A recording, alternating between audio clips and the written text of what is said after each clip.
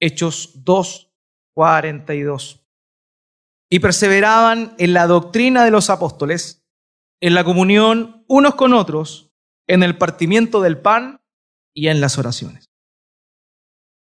Quiero comenzar con una pregunta que no es necesario que me lo contestes, sino que solamente lo piense. Y esta pregunta va dirigida para los mayores de 30. Jovencitos, lo siento, probablemente no van a entender esto.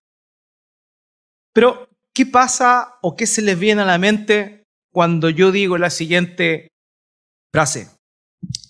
Este es el programa número 1 de la televisión humorística. Chao. Chao.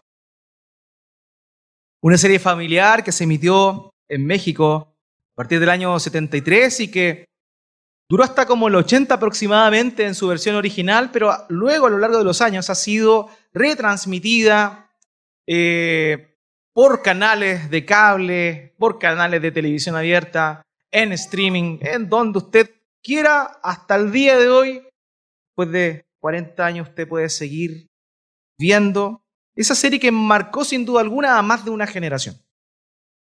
Ahora bien, la narrativa de esta historia era muy particular y de alguna manera mostraba una realidad que era clara en el tiempo en el cual llegó a la existencia. Mostraba una vecindad mexicana, un cité le llamaban aquí en la antigüedad, donde al interior de un lugar cerrado vivían muchas familias en ciertos tipos de departamentos. Y este estaba constituido por diferentes personajes que sin duda le daban sazón y gracia a este programa. El personaje principal, un indigente, el Chavo, vivía en un barril dentro de la vecindad. ¿Cómo olvidar a su amigo Kiko? Junto con su madre, doña Florinda. Ellos vivían solos porque su papá, el papá de Kiko, los había abandonado. Doña Florinda tenía una relación con el profesor de este muchacho, el famoso profesor Girafales. En la esquina vivía una misteriosa mujer solterona, doña Clotilde, llamada la bruja del 71, y en el lado derecho del frontis de la pantalla vivía don Ramón y la Chilindrina, un viudo y cesante. Imagínense, viudo y cesante. Habían otros personajes importantes, ¿cierto? Pero estos eran básicamente la médula de ese programa. Ahora bien, esta serie era popular y hoy ya se ha convertido en una serie de culto, básicamente por la sencilla razón de que representa una realidad. Ahora bien, la serie fue exitosa, pero hubo algo que quebró lo que era o lo que se daba en ese momento, que fue la salida de dos personajes claves de la serie, Kiko y don Ramón. Kiko y don Ramón. Ahora, ellos salieron y el proyecto murió. Sin ellos, al poco andar, todo se acabó.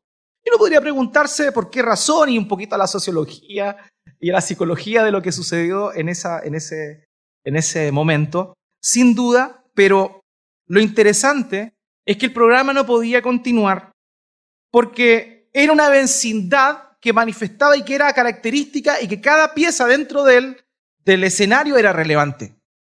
Así que sin don Ramón y sin Kiko ya no había Chavo del Ocho. ¿Saben qué? Ellos eran más que vecinos. Ellos eran una gran familia. Eso es lo que se muestra. Representada con distintos matices. Hermano, la iglesia local no es muy diferente a eso. Todos vivimos en casas distintas. Todos tenemos patrones culturales distintos. Muchos de nosotros vienen de otros países y Dios le ha traído acá. Pero hay algo que nos une, tenemos una trama en común y esa es que Dios nos ha salvado. La iglesia en ese aspecto es una gran familia. Por eso es que nos llamamos hermanos. Por eso es que tenemos un Padre y juntos somos una gran familia, la familia de la fe. Y a partir de la venida del Espíritu Santo en aquella festividad, en la festividad de Pentecostés, esta familia empezó a desarrollarse de mejor manera, empezó a crecer de mejor manera. Todo esto a raíz de la venida del Espíritu Santo. Ahora bien, hoy vamos a continuar o vamos a proseguir con lo que comenzamos viendo la semana pasada en cuanto a las características o el modelo de la iglesia. Y hoy vamos a ver una arista más enfocado en que la iglesia en realidad es una gran familia. Hermanos, la iglesia es una gran familia, la iglesia local es una gran familia. Sabemos que está la realidad de la iglesia universal. Todos aquellos que han sido redimidos por el Señor en distintos lugares geográficos son parte de la macro iglesia, pero también Dios ha permitido que esta mega iglesia grandota se subdivida en iglesias locales. Y la necesidad que el reino de Dios avance por medio de iglesias locales es pertinente. Por eso es que estamos esta mañana reunidos aquí en esta iglesia local. Ahora, cuando Dios te llama, cuando Dios te salva, te hace parte de la iglesia universal, pero también de la iglesia local. Pero esta iglesia local debe ser modelada para que verdaderamente nos mostremos al mundo y nos entendamos como discípulos de Cristo de una forma. No hay cristianos a su manera, como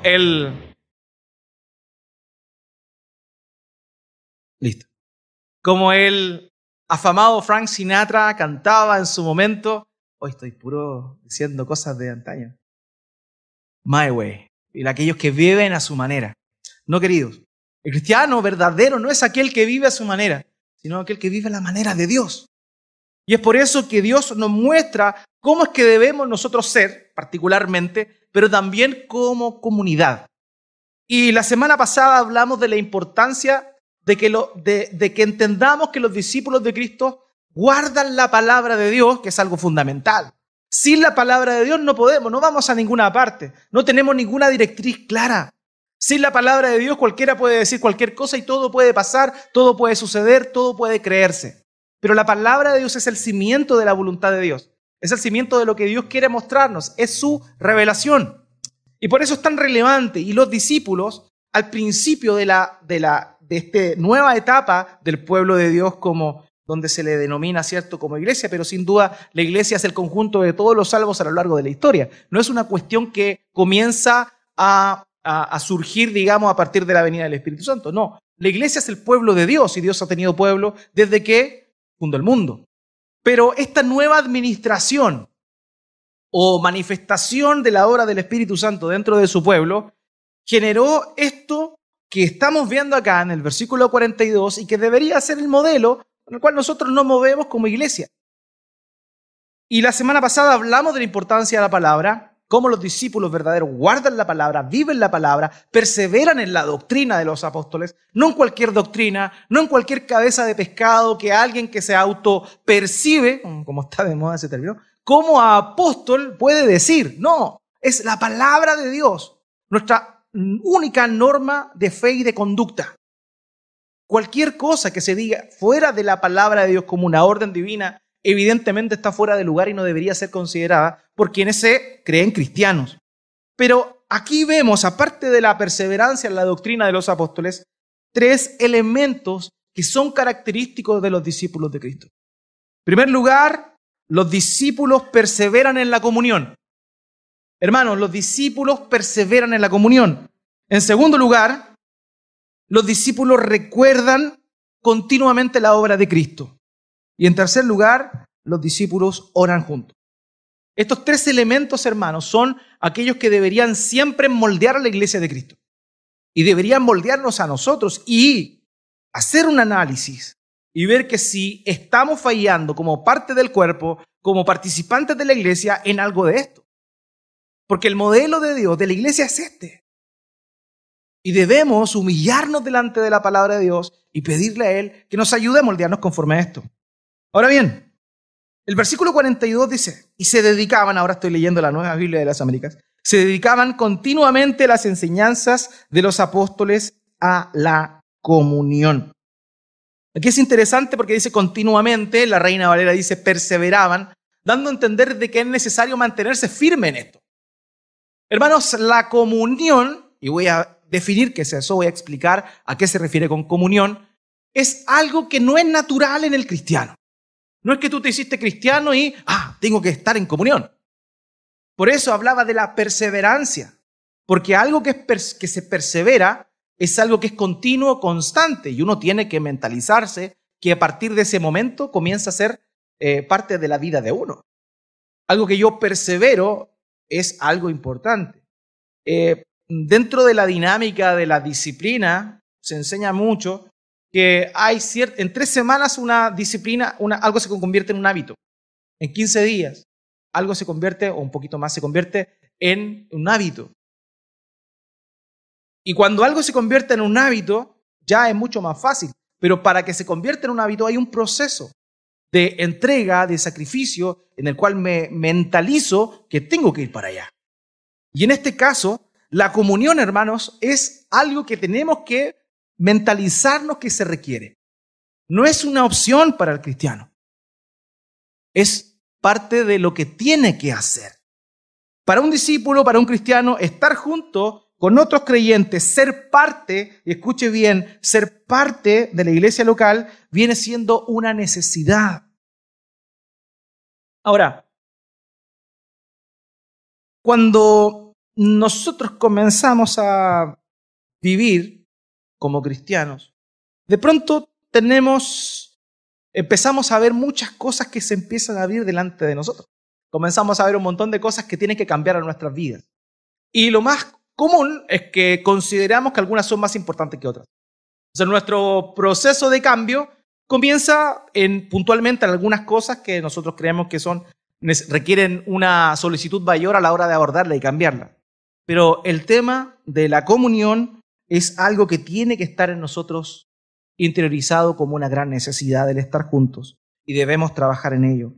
La palabra griega que se emplea aquí, ustedes saben, no me gusta mucho nombrar las palabras griegas, pero esta es una palabra tan conocida que creo que vale la pena mencionarla, es la palabra koinonía, que incluso en el español tiene su propio significado.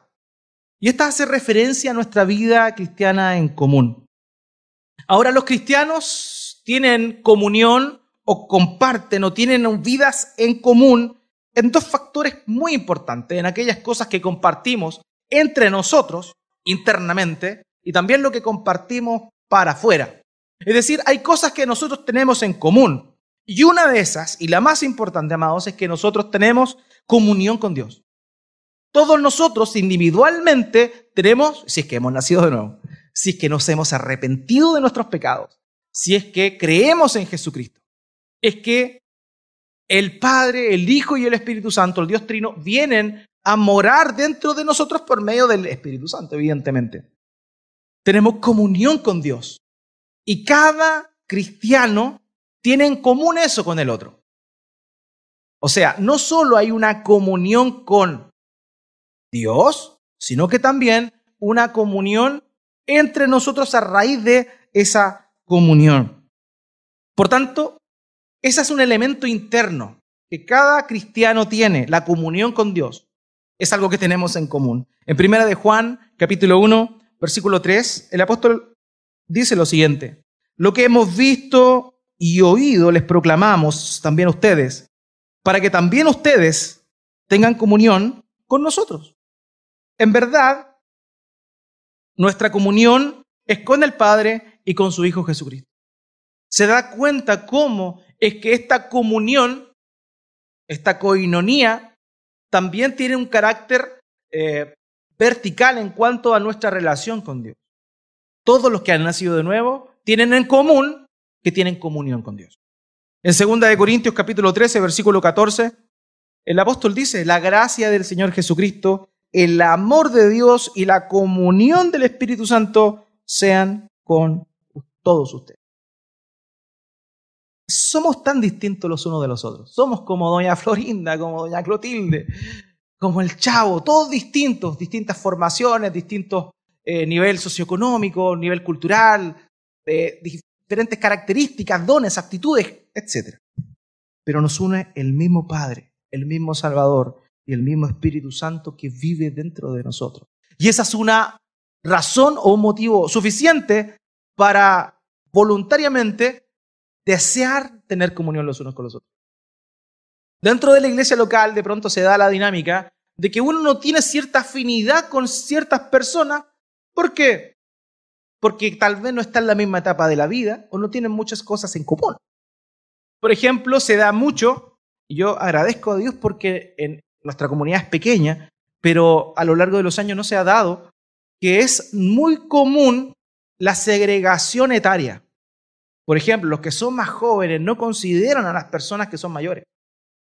Las mujeres más jóvenes no consideran a las mujeres adultas como alguien a quien acercarse, de quien adquirir sabiduría. Y eso es común dentro de la iglesia a nivel global. Hay como una segmentación en ese sentido. Yo recuerdo en una iglesia local en la que participé, había un grupo de hermanos varones que tenían amor por las bicicletas y se juntaban y salían todos a andar en bicicleta. Y tenían cosas en común. Y tenían su grupo, digamos. Y eso es normal porque bajo cierta afinidad uno puede tener ese tipo de cosas. Pero aunque tú seas muy distinto a otra persona que ha sido salvada y que pertenece a la iglesia local, aunque sea muy distinto, estés en otra etapa de la vida, tal vez ya te estás a punto de jubilar, ya no vas a trabajar más y tú piensas, ¿qué tengo que ver yo con ese muchacho de veintitantos, o esa muchacha de veintitantos años? Sí, porque tenemos algo en común. Si hemos creído en Cristo, tenemos comunión con el Dios Trino. Y esa sola razón es suficiente para que nos interioricemos y nos interese a la vez el tener o establecer comunión con un hermano o una hermana. Ese motivo ya es suficiente. Porque tenemos lo más grande en común, que es el amor de Dios el Padre. La obra del Espíritu Santo. Y a Cristo morando en cada uno de nosotros. John Stott dijo lo siguiente: lo que nos hace uno es nuestra comunión. Lo que nos hace uno es nuestra común participación en Dios y en su gracia. Somos uno. Y aunque somos distintos, como una vecindad, lo que nos une es que Dios está en nosotros. Dios mora en nosotros. En segundo lugar, este concepto de koinonía tiene un elemento externo, que es la preocupación externa por el otro. ¿Ya? De hecho, es interesante que esta misma palabra, koinonía en griego, es la que Pablo utiliza cuando llama a las iglesias a ofrendar, a dar un donativo económico para la iglesia que se encontraba en la ciudad de Jerusalén, la cual estaba pasando una necesidad económica. Había hambre en Jerusalén y Pablo insta a las iglesias a que las otras iglesias griegas pudiesen aportar económicamente a los hermanos de Jerusalén que estaban pasando por hambre. Y esa palabra, o esa palabra ofrenda, es koinonía, comunión, compartir. Por tanto, hay un elemento interno en el cual tenemos comunión, tenemos en común, que es el hecho de que el Dios Trino mora en nosotros. Pero en segundo lugar, también el compartir, el velar por el otro. Y eso es algo que en una era tan individualista como la que vivimos hoy, no es fácil. No es fácil.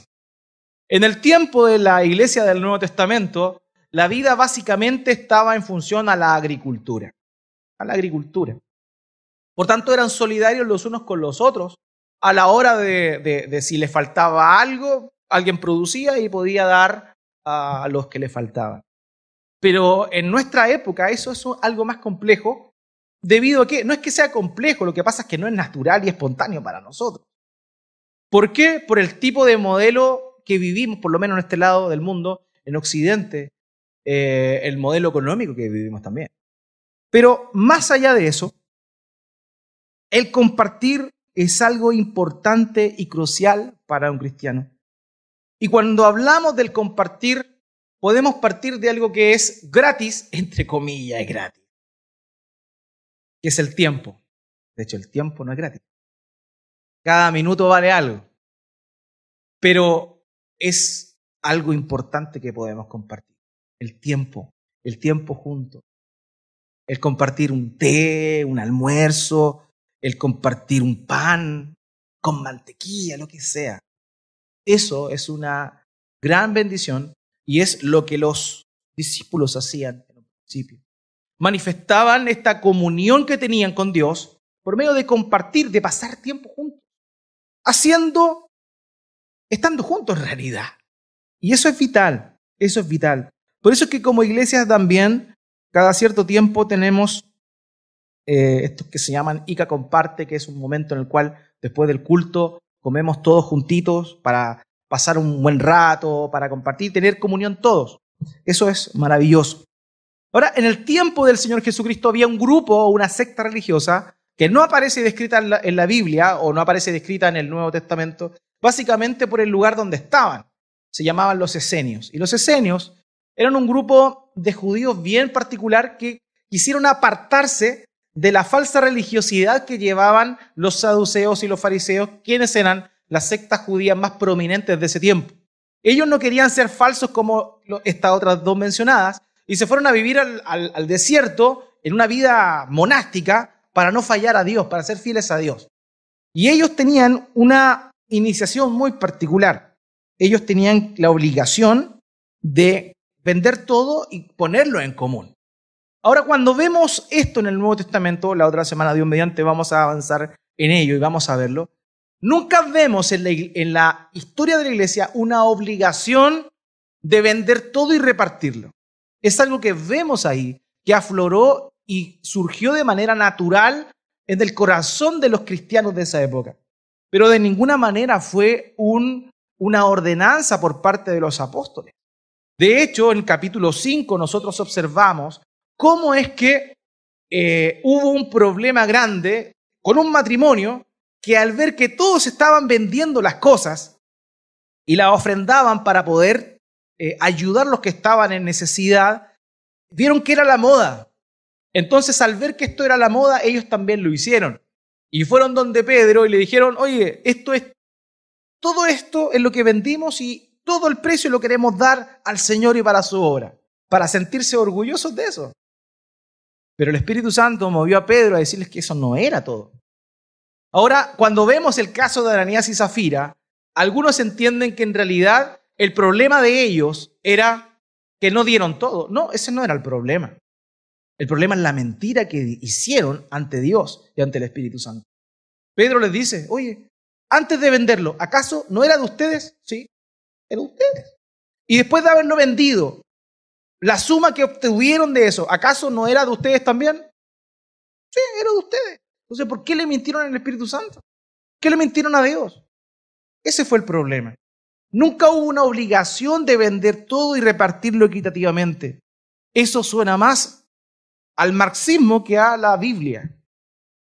No hay ningún mandamiento dentro de la Biblia que ordene aquello. Pero sí el Espíritu Santo motivó un sentir en los creyentes de poder apoyar a aquellos que estaban pasando por necesidad. Así que lo que vemos ahí es una muestra o una manifestación de la comunión, es una manifestación del darse y del dar. Porque cuando tú das, tú te estás dando. Cuando tú das, tú estás dando porque te estás desprendiendo de algo tuyo para darle a otra persona. Y aquí tenemos que entender bien que el amor en sí es darse.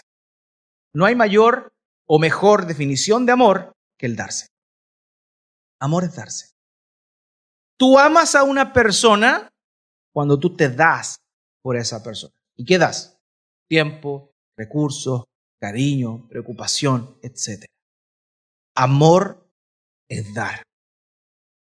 Y ese justamente el amor es la primera parte del fruto del Espíritu que se empieza a formar en la vida de un cristiano. Por tanto, hermanos, si nosotros queremos siempre ser una iglesia o cada vez más profundizar en una iglesia que va en el modelo de Dios, debemos entender la importancia del amor entre nosotros, la importancia del darse entre nosotros y el de tener comunión entre nosotros. Alguien dijo, una iglesia llena del Espíritu es una iglesia generosa. Y la generosidad ha sido siempre una característica del pueblo de Dios. Nuestro Dios es un Dios generoso. Y las personas que le pertenecen también son generosas. Hermanos, el cristianismo se basa en dar. el pasaje más conocido y más popular del Nuevo Testamento. Dice, porque de tal manera amó Dios al mundo que dio. Porque de tal manera Dios amó al mundo que dio. Amor es dar. Y eso es lo que nosotros tenemos que comenzar a experimentar. Amar es darse.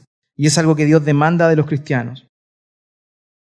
Hermanos, vivimos en un mundo donde gran parte de él no se siente amado. Usted le pregunta a las personas. Pueden estar rodeados de gente y se sienten solos. Pueden haber muchas personas que se preocupan de ellos, pero no se sienten amados. Vivimos en un mundo que no se siente amado. Pero Dios nos ama a nosotros y nos dio dentro de la iglesia a los hermanos para que pudiéramos sentir el amor de Dios por partida doble. Querido, no solamente, y escucha bien, si eres parte de la iglesia, Dios no solamente te ama, tu hermano, tu hermana también te ama.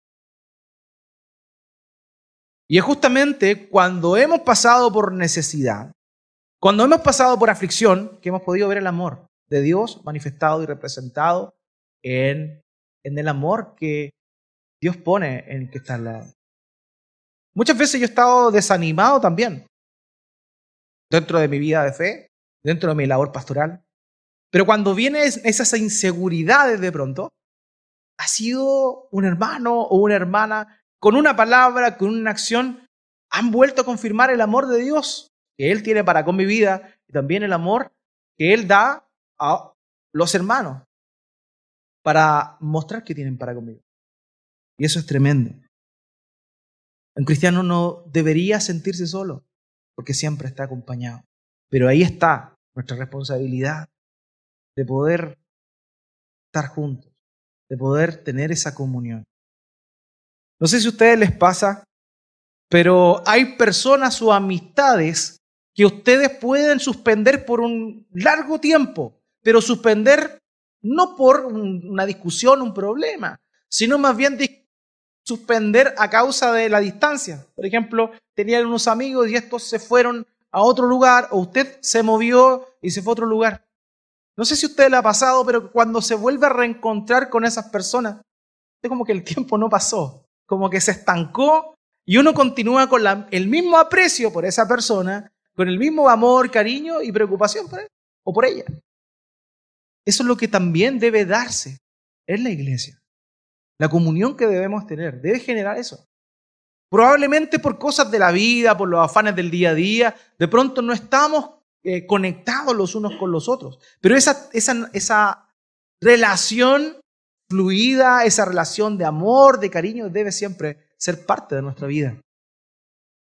Hermanos queridos, la palabra es fundamental para el crecimiento de los discípulos de Cristo, pero el compañerismo también lo es.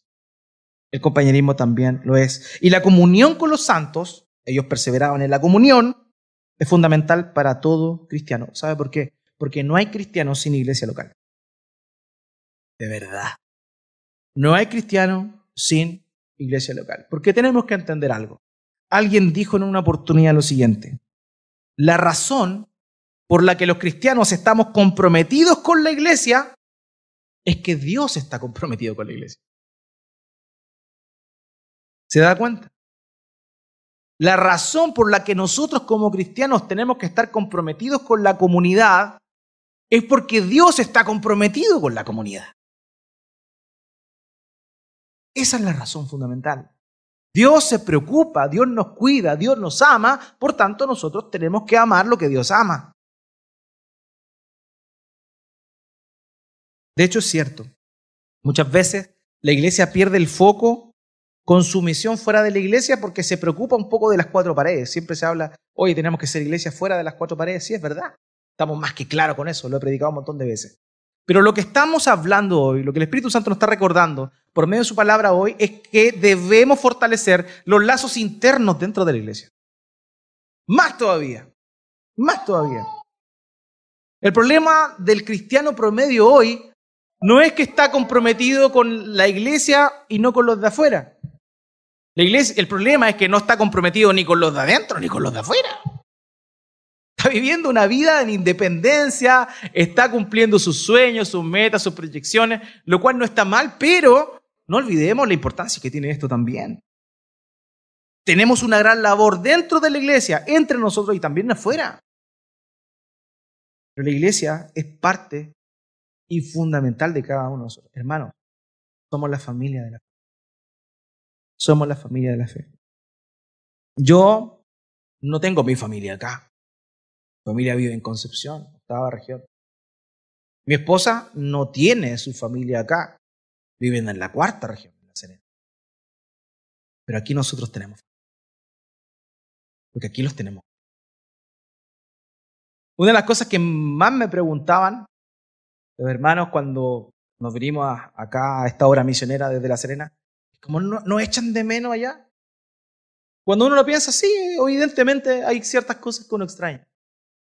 Pero el cariño se suple, porque Dios pone a otras personas. Yo no tengo a mi papá cerca, pero aquí tengo un papá en esta iglesia. No tengo a mi mamá cerca, pero tengo una mamá en esta iglesia. Aparte tengo un montón de hermanos. Somos familia, como dice una canción. YouTube, Banda XD. Gálatas capítulo 6, versículos 9 al 10. Gálatas 6, del 9 al 10. Fíjense lo que dice el apóstol Pablo a los Gálatas. No nos cansemos de hacer el bien, pues a su tiempo, si no nos cansamos, fíjese, si no nos cansamos, segaremos. Así que entonces, hagamos bien a todos según tengamos oportunidad, y especialmente a los de la familia de la fe. Prioridades, de adentro hacia afuera. Hay personas que dicen, no, yo voy a conquistar el mundo para Cristo, vamos a abrir misiones, y tu iglesia, no importa, vamos a abrir iglesia. ¿Cómo va a abrir iglesia si no eres parte de una iglesia?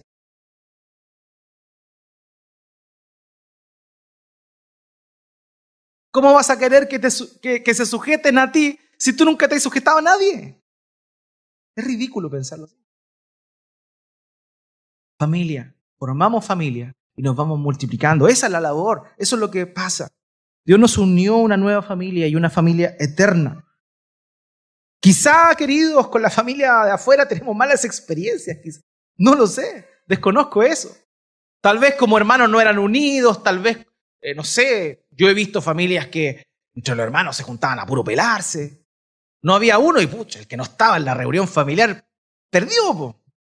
Entonces quizá muchos de ustedes, de nosotros, vienen con ese tipo de percepción de la familia. Entonces cuando llega a la iglesia y le dicen, esta es una familia, puta, cuidado, porque el concepto de familia que tiene es así. No, la familia de la fe es una familia que tiene un padre y que obedece a su padre, que es Dios. Que somos muchos hermanos. Porque el mundo, querido, reconoce nuestro llamado como discípulos de Cristo cuando nos amamos y cuando tenemos comunión los unos con los otros. En Juan capítulo 13, versículo 35, el Señor Jesús dijo lo siguiente. En esto conocerán todos que son mis discípulos, si se tienen amor los unos a los otros. No hay una señal más distintiva que eso. No hay. No dice, ustedes serán mis discípulos si andan con la Biblia debajo del brazo. No dice, ustedes serán mis discípulos si pagan sus impuestos y no le pagan al contador para que haga algún chanchullo. No dice eso, aunque evidentemente es una señal de un cristiano que está siendo transformado. Dice que todos conocerán que son mis discípulos si se tienen amor los unos con los otros. El amor entre nosotros es fundamental. Y no es sencillo en tiempos tan individualistas como los que estamos viviendo. Hoy anda mucha persona también que dice que ama a Dios afuera de la iglesia local. Unos porque son rebeldes. Y si son hijos de Dios van a ser disciplinados por Dios, porque Dios es un padre que al que recibe por hijo, disciplina. Así que todos esos porfiaditos, algo les va a pasar y van a tener que llegar igual. Pero también hay quienes en su inmadurez aún no descubren lo que se están perdiendo por ser siendo parte de una congregación, siendo parte de una comunidad de fe. Hay algunos que piensan que la fe cristiana es ser bueno. No, yo no le hago mal a nadie. Yo creo en Jesús, soy cristiano. Hay otros que creen o piensan que la fe cristiana es intelectual. Es una cuestión que se aprende y que se estudia. No, definitivamente no. La fe es mucho más profunda que eso. La fe cristiana es la transformación que Dios hace en personas pecadoras a la imagen de su Hijo, Jesucristo. Y si Él es el Hijo de Dios, el original, el verdadero, el único, el unigénito, nosotros que hemos sido adoptados por Dios, tenemos que ser formados y transformados a la imagen de Dios. Así que, amados queridos, es importante que entendamos la necesidad que tenemos de la comunión. Les quiero hacer una pregunta. ¿Podemos dar gloria a Dios en nuestra vida? La respuesta es sí. Sí, obvio. Pero ¿sabe usted que cada vez que se habla de dar gloria a Dios en la Biblia, se hace en plural? Nunca habla en singular de dar gloria a Dios. Siempre habla de que los cristianos juntos dan gloria a Dios. Romanos capítulo 15, versículo 5 al 6. Y que el Dios de la paciencia y del consuelo les conceda tener el mismo sentir los unos para con los otros conforme a Cristo Jesús, para que unánimes, a una voz, glorifiquen, plural, a Dios, el Padre de nuestro Señor Jesús. Si queremos ser una iglesia o personas que glorifican a Dios, tenemos que entender que glorificar a Dios se hace en comunidad. No hay llaneros solitarios, no hay cristianos solitarios, no hay quienes deban vivir una vida monástica apartada del mundo y se consideren cristianos. No, la vida del cristiano es una vida en comunión, es una vida en la familia de la fe. Y esa es una característica que vemos acá. La segunda característica que observamos acá es que los discípulos recuerdan la obra de Cristo. El texto en el versículo 42 nos decía, se dedicaban continuamente a las enseñanzas de los apóstoles, a la comunión y al partimiento del pan. El partimiento del pan, amados, es una referencia a la cena del Señor. Ciertamente las reuniones que hacían los discípulos eran reuniones que tenían comida, como parte de la dinámica de la iglesia, la comida. Creo que todas las relaciones se basan en función a la comida. Es interesante eso. Hay una materia de estudio aquí. Había un dicho que yo escuché muchas veces, decían los cristianos no toman, pero pucha que comen. Aunque hay cristianos que toman también. Eso no es materia de estudio esta mañana. Ahora bien, la comida es algo que une. Pero no hay mayor motivación para estar juntos que recordar lo que Cristo hizo por nosotros. Y esta alusión a la comunión es algo que nosotros con la gracia del Señor hacemos cada vez que podemos. El recordar gráficamente la obra de Cristo por intermedio de la cena del Señor. El partimiento del pan se refiere a la cena del Señor. Justino Mártir, un padre de la iglesia, en el año 100, aproximadamente vivió en el año 100 después de Cristo, o sea, estamos hablando, si el Señor Jesucristo aproximadamente murió el 33 después de Cristo, nosotros podemos especular que pasaron ¿cuántos años? 70 años.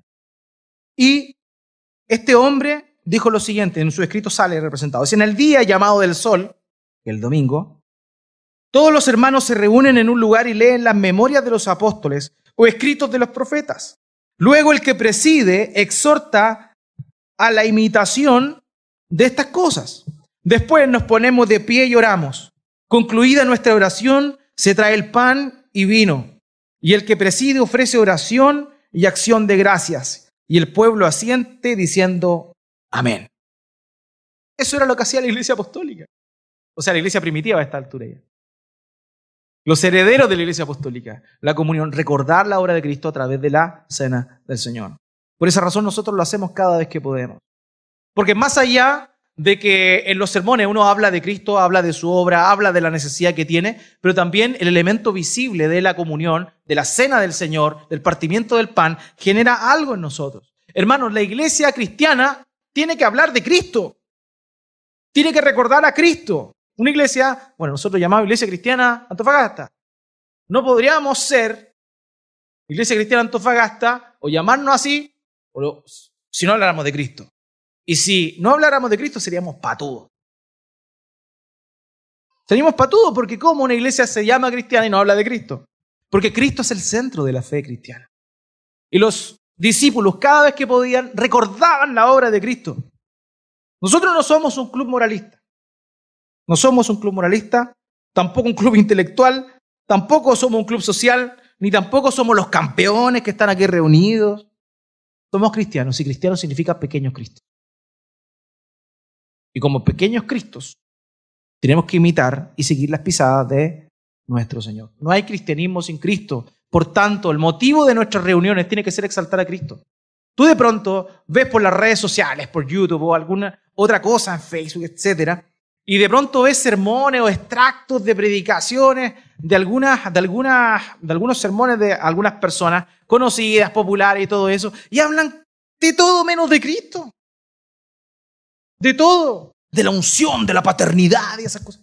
Paternidad espiritual, no paternidad la que necesitamos en este tiempo, la de verdad. Yo soy tu padre espiritual y ponte bajo mi cobertura y todas esas estupideces, porque son estupideces. Y hablan de esas cosas y no hablan de Cristo. No hablan de lo que Él hizo por ellos. No hablan de cómo pueden acudir a Él. La centralidad de Cristo en la iglesia local es fundamental.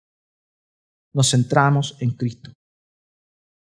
Hay iglesias que se centran o ministerios cristianos que hablan solamente de ser buenas personas, que hablan de cosas misteriosas, desconocidas, que una creación preadámica, que los nefilim, que los ángeles que cayeron, de los Anunnaki, los Illuminati. Hay pastores que predican de los Illuminati, los masones, el fin del mundo. ¿Y Cristo dónde está? No hablan de Cristo. Cristo es el centro de nuestra vida. Si estamos aquí esta mañana, es por lo que Cristo hizo por nosotros. Amén. La iglesia tiene que estar centrada en Cristo. Los discípulos se centraban en Cristo. Recordamos siempre lo que hizo el Señor por Él. No podemos dejar de hablar de Él. Si dejamos de hablar de Él, si dejamos de hablar de lo que Él hizo y de lo que sigue haciendo, porque no es algo que solamente está en el pasado, Él continúa. Y si lo dejamos, estamos perdiendo el propósito por el cual lo hacemos. La cena del Señor es para la iglesia de Cristo. Y por eso cada vez que lo hacemos, yo hago la invitación. Si tú has creído en Cristo de verdad, si tú te has arrepentido de tus pecados, tú participa en esto. Si tú no lo has hecho, es mejor que no lo hagas, porque no entiendes lo que estás haciendo. Y tal vez la presión del entorno es la que te está llevando a hacerlo para no ser el único que no lo hace. Pero en realidad lo que hacemos es recordar lo que Cristo hizo. La muerte de Cristo no tiene aplicación para aquellos que no han asimilado la fe, para aquellos que no han asimilado la obra de Dios. Así que, amados queridos, si lo que hacemos nosotros como cristianos es recordar a Cristo, hay algo importante que tenemos que saber. Nuestro culto, nuestra adoración, no debería ser una adoración fúnebre. Escuchen bien. Nuestra adoración no debería ser una adoración fúnebre. A veces uno entra a iglesias, incluso algunos han entrado acá, y piensan que están en un monasterio. Falta la pura Virgen acá al lado. Hermanos queridos, nuestros cultos deben ser gozosos, y eso no significa desordenado, entiéndase bien. Nuestros cultos no deben ser desordenados, deben ser gozosos. porque recordamos lo que Cristo hizo por nosotros. Recordamos la obra de que nuestro Dios hizo por nosotros en aquella cruz del Calvario por medio de nuestro Señor Jesucristo. A veces las misas carismáticas son más alegres que nuestros cultos cristianos. Tenemos que meditarlo. Nuestra actitud para la alabanza, nuestra actitud para la oración, nuestra actitud para llevar a cabo lo que estamos haciendo en este tiempo. Tiene que ser una actitud gozosa porque recordamos lo que Cristo hizo en nosotros. Amén. Amén. Tercer lugar y final, los discípulos oran juntos. Perseveraban en la doctrina de los apóstoles, en la comunión, en el partimiento del pan y en las oraciones. Amados, es necesario que oremos juntos. La oración congregacional es pertinente. Hay hermanos que me han dicho, pastor, ¿por qué nosotros no hacemos oración? Y yo cuando me dicen eso le digo, es porque usted no va a los discipulados. Porque oramos cada vez que hacemos discipulados. Así que si no sabe si hay oración congregacional, es porque no va a los discipulados. Y si va a los discipulados, porque llega tarde. Porque lo primero que hacemos cada vez que comenzamos un discipulado es una oración congregacional, los que estamos presentes. Es necesario que oremos juntos. La oración para la iglesia primitiva, la iglesia apostólica, era una necesidad, no una opción. Perseveraban en la oración. Perseveraban en la oración. Ahí es interesante porque dice, no dice perseveraban orando, dice perseveraban en la oración. Y hay un artículo definido claro. Y en el griego, eso implica un compromiso de todo el conjunto por algo. La oración. Cuando nos juntamos a la oración, ¿tenemos ese sentido? Decimos, hoy tengo que llegar a la oración. O simplemente voy al discipulado y si ya alcanzo a llegar un ratito, oro por el último punto. Hermano, la oración congregacional es importantísima. Una iglesia ineficiente, una iglesia que no está llena del Espíritu Santo, muy probablemente es porque no está orando lo suficiente o no está en comunión orando. La oración no es solo la forma, no solo forma parte inevitable del resultado de un derramamiento del Espíritu Santo. Ellos recibieron el Espíritu Santo y oraron y perseveraban en la oración, sino que también la oración es la causa del derramamiento del Espíritu Santo. ¿Qué estaban haciendo los discípulos antes que viniera el Espíritu Santo? Orando. No estoy refiriéndome al día propiamente tal, sino que a los días anteriores. Estaban en comunión con la madre de Jesús, dice Hechos, y todos los apóstoles orando. Y luego, ¿qué pasó? Vino el Espíritu Santo. Vino el Espíritu Santo. O sea, el Espíritu Santo viene como fruto de la oración y también la oración es fruto de la obra del Espíritu Santo. Hermano, no es necesario que tengamos eso. Claro. Una iglesia debe ser una iglesia que mantiene el compañerismo, se cuidan y también tiene que ser una comunidad de oración. Una comunidad de oración. Y sí, hemos fallado, hermano, es en eso. Si hemos fallado, es en eso. Es importante que oremos. A veces lo encontramos al término del servicio con un hermano o una hermana y comenzamos a conversar y nos damos cuenta que está pasando por un mal momento o de pronto nos cuentan por teléfono que alguien está pasando un mal momento y le decimos, voy a orar por ti. Voy a orar por ti. Y no sé si existirá una mentira más grande que el que voy a orar por ti. ¿Cuántas veces, amados, pongan su mano en su corazón, han dicho, voy a orar por eso y no han orado?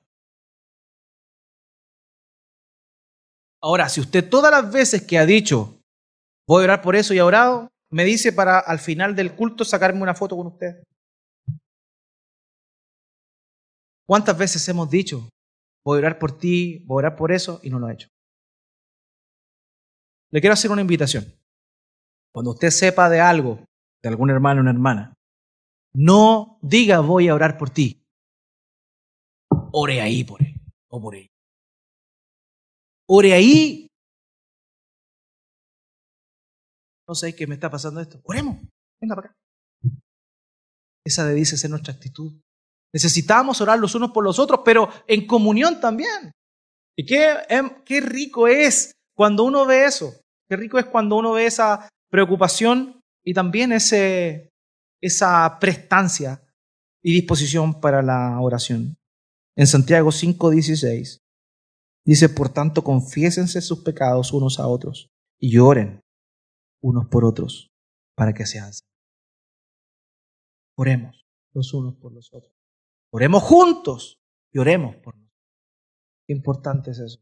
Estos tres elementos, hermanos, muestran el modelo de una iglesia llena del Espíritu Santo. Y esta es una invitación a que nos hagamos un análisis. ¿Considera usted que somos una iglesia llena del Espíritu Santo? Los que son miembros de la iglesia acá y los que están en el proceso de ser miembros, yo les he dicho hasta el cansancio, la iglesia no es el pastor, la iglesia no es la familia del pastor, la iglesia son los miembros. No, es que en la iglesia no hay amor, en ti no hay amor. Es que en la iglesia no hay esto, en ti no hay eso, porque la iglesia somos nosotros.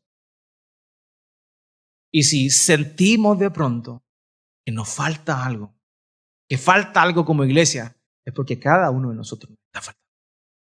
Es momento de que miremos la Escritura, veamos nuestro pecado, nos arrepintamos de corazón y le pidamos al Señor que nos ayude a ser una iglesia que es conforme a su voluntad, una iglesia conforme al modelo de Dios. Oremos a nuestro